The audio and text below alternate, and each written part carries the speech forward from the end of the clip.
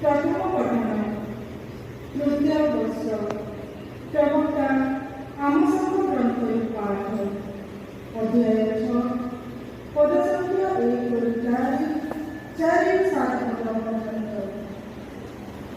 पाठर सारांश जेମାନେ देह प्रसारण करते एवं उत्कृष्ट बोवाणी करते सेमाने समस्ते निर्वाचित हेबे।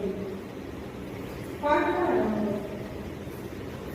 सर्वशक्तिमान प्रभु कहते ଯେଉଁମାନେ ସିଓନରେ ଆରାମରେ ରହନ୍ତି ଏବଂ ସାମରିକ ପର୍ବତାଞ୍ଚଳରେ ନିଜକୁ ନିରାପଦ ମନେ କରନ୍ତି ସେମାନଙ୍କୁ ଧୀର ସେମାନଙ୍କୁ ଯେଉଁମାନେ ଗଜଦତ୍ତ କଲଙ୍କରେ ଶରଣ କରନ୍ତି ଏବଂ ତୁଳିତଳିତରେ ଦେହ ଲମ୍ବାଇ ଆରାମ ନିଅନ୍ତି। ଧୀର ସେମାନଙ୍କୁ ଯେ ଗଧରୁ ମେଷ ଏବଂ ଗୁହାଳରୁ ବାଛୁରୀ ବଧ କରି ଭୋଜନ କରନ୍ତି।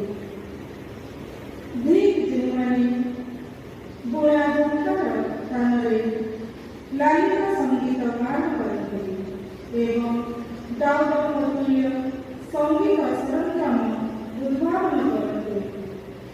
ଧୀର ଯେଉଁମାନେ ପିଆର ଭଳି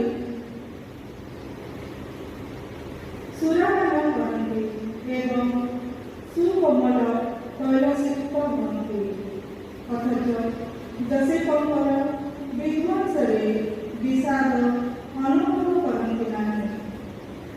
ସୁତରାଂ ସେମାନେ